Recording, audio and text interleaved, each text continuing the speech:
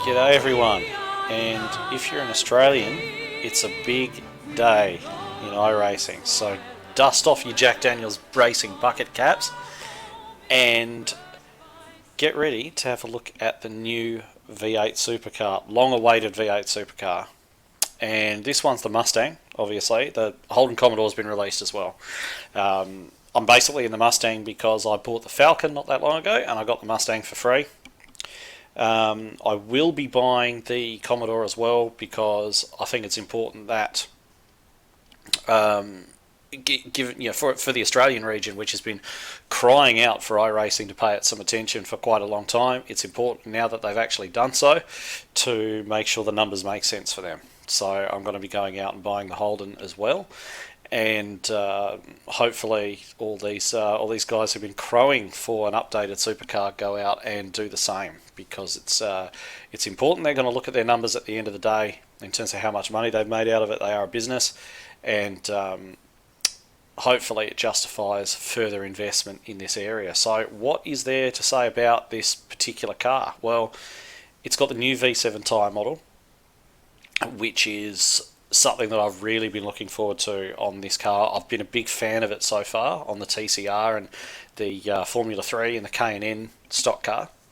I think it's been a massive improvement just across the board. You're no longer constantly fighting to keep tyres cold, which is what you used to have to do. Now it's a lot more like a real life tyre. So, but aside from the tyres, there's also a couple of other things going on here. Obviously, you can see on the window there, it's actually put the driver's name there on the side as per real life. So that's a cool little feature. And obviously we've got the new car shape as well. I still hate the look of this thing. I still can't believe that nobody at Supercars thought, hey, if we want to put a Mustang body over a roll cage made for a Falcon, that might look funky.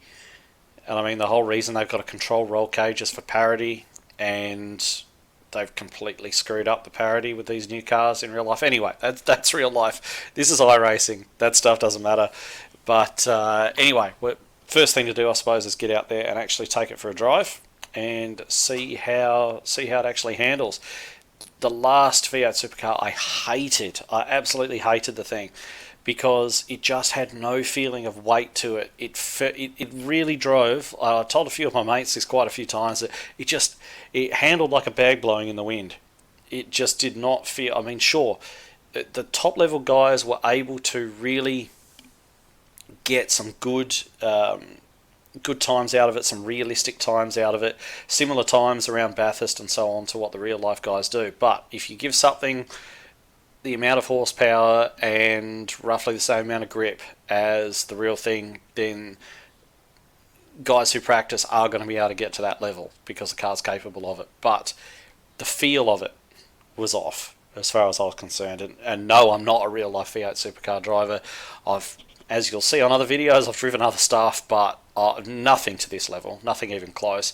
But I have spoken to guys who have driven these in real life, and they said the same thing, that they just did not feel right. They didn't feel anything like the real thing. So let's go out there and just see if this one's a little bit more intuitive. Alright, so inside, it's, fairly well as you'd expect, isn't it? Carbon fibre around. I remember, of course, the good old days when V8 Supercars just used to be fairly well standard car bodies, and all the doors and everything just used to be made out of metal. But there's actually one little thing I did notice, and if you have a look at just have a look down at the Motec there with the rev lights, and I don't know if you can see that, but the red, if you look at the red circles there popping up, they just seem to be a little bit off centre as far as where the actual lights are. It's like they're a couple of mil away, which is weird. I'm sure they'll patch it because there's always a hot fix that comes out sort of a day after a big update or something. But that's a little bit irritating. But anyway, I'm surprised because iRacing's normally more on top of that type of stuff, those little details. So anyway, just rolling out of the pits. Remembering, of course, that we've got the cold tyres on, so any evaluation is going to be a little bit tricky until such times we get some heat into them. And one of the interesting things to note as well is that in this one, as opposed to the old one, if you haven't got your clutch assist on, which I don't,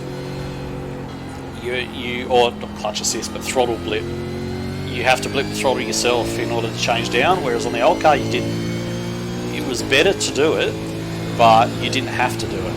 And in this car you do. Otherwise it won't shift down. It's like a bit like using the NASCAR gearbox in that way.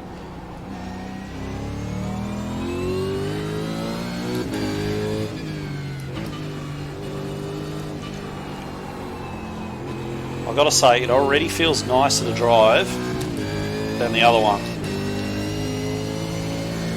I mean, I've never been good in these things, like literally never been any good in them, so it wouldn't surprise me if you're able to jump in your first try and go better than I am. But I'm just trying to get a gauge on the feel of it.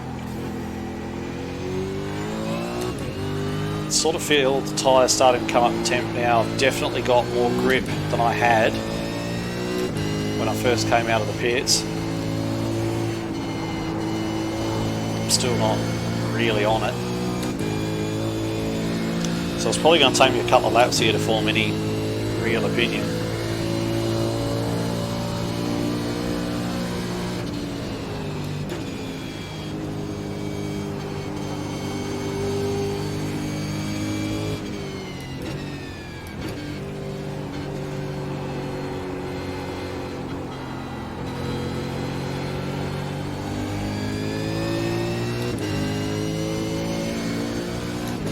Okay, opinion forming time. This is better.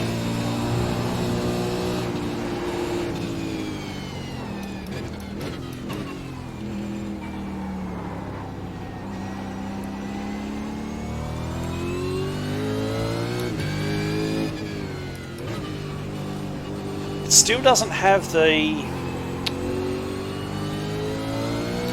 I guess, the feeling of like when you play the V8 Supercar, I think it's called the Super V8 actually, on say Automobilista. It really feels like a heavy race car. This still doesn't have much of that sort of feeling, but at the same time I mostly drive NASCARs on iRacing, so I could be sort of giving it a bit of a false comparison to that. If I drove open wheelers more of the time, I'm sure I would find this heavier in feel.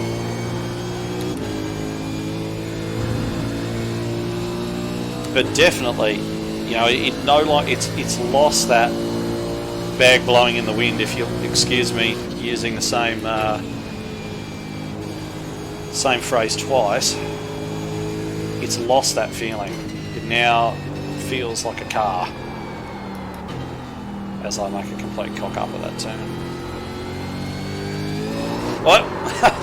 Just put a wheel on the grass there, didn't take long to bite me. But at the same time, it's catchable. Like even a slide like that or something like that, you can actually feel the car getting to the limit on these new tyres, and the car is catchable. I do wonder how much of that is down to, how much the improved feel of this car is down to the tyre, and how much of it is down to just the actual car itself. I could go back and sort of test drive the other one, because I actually took that for a drive the other day just so I had it fresh in my mind for this comparison, because they put the V7 tyre on that, but I really can't be bothered. What's the point? The point is, it's better. That's all you need to know. It's better.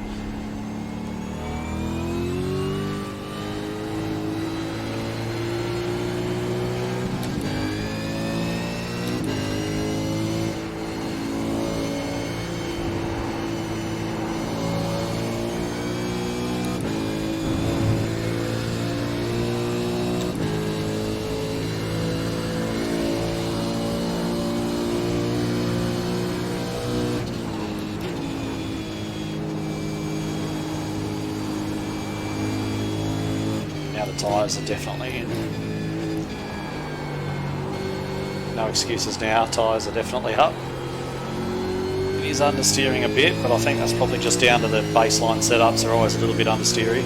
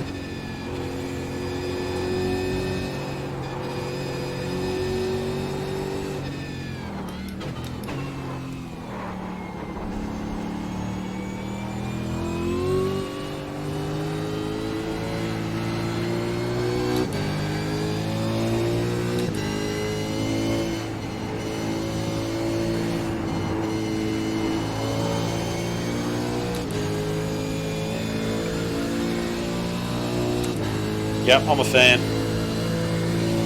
This is really cool. It feels good.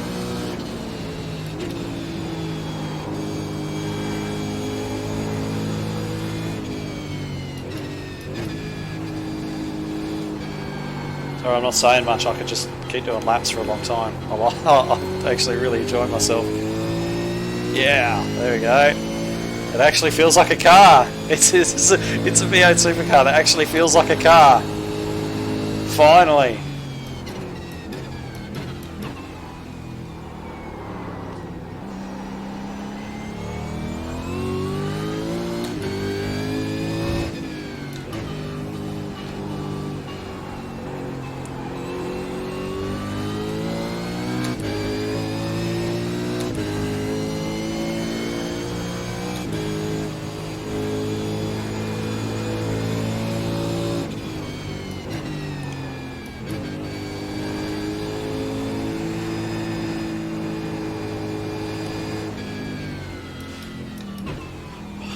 I wish I'd got rid of that timer at the top so you guys couldn't see how horribly inconsistent I still am.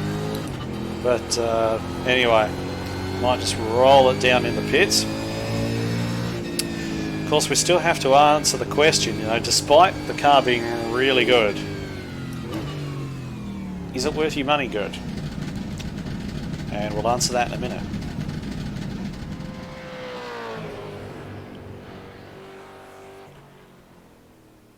Alright, so verdict time. So if you're in Australia, you've probably already bought it. It's an absolute no-brainer to go out and get it because the league scene here for these is so strong. There's V8 Supercar league racing on just about every single night of the week in our region. So if you're in Australia, New Zealand, you will never struggle to find somewhere to race this. You're going to get a lot of use out of it until such time as they update the cars again, which shouldn't be for a few years. So definitely, if you're going to get league use out of this, as I always say, go out and grab it, and you will if you're in the Australia-New Zealand region. If you're outside of that region, I'm a little bit more hesitant because look at the TCR, for example. The TCR is a great car and it's driven all over the world. Just about every country can relate to the TCR. Everyone's seen it. It's a truly international category. And despite some initial hype, the participation in that is actually starting to tail off, which really surprises me because it's a great little car and really good to drive, really good to race. Easy to drive too, which usually brings the masses. So that particular series is starting to lose participation a little bit, which kind of shocked me. So I can only assume that this being very much something that only guys in our part of the world really identify with. Of course, overseas people know about it, it has some fans and so on, but whether or not there's enough interest outside of Australia and New Zealand to guarantee that this car's going to have long-term official participation, I don't know. I don't think that it will, which is odd to say, given it, it's as an Aussie, it's hard to say because there's so much hype around this car at the moment, and everyone's going bananas for it, and just about every single Australian iRacing player's already gone out and bought this stuff. But if you're overseas, I do wonder how much longevity you're actually going to get out of it after the hype wears off. You very, very rarely used to see V8 Supercar races going official with the old cars. Now that could have been because they were shit, or that could have been because there's just not that much interest in driving them. So if I was somebody living overseas right now, like outside of Australia, New Zealand, and I was thinking about getting this car, I'd just sort of hedge my bets a little bit. If the money's an issue for you, and you think seriously about your purchases, I would just wait on this one and just see what the participation's like in, say, a month or something like that. See what it's like, and if it's still going strong after that, then maybe look at picking it up, because hopefully then there'll be official participation for a while. But there's no point buying a car, no matter how good it is, if you've got no one to race against.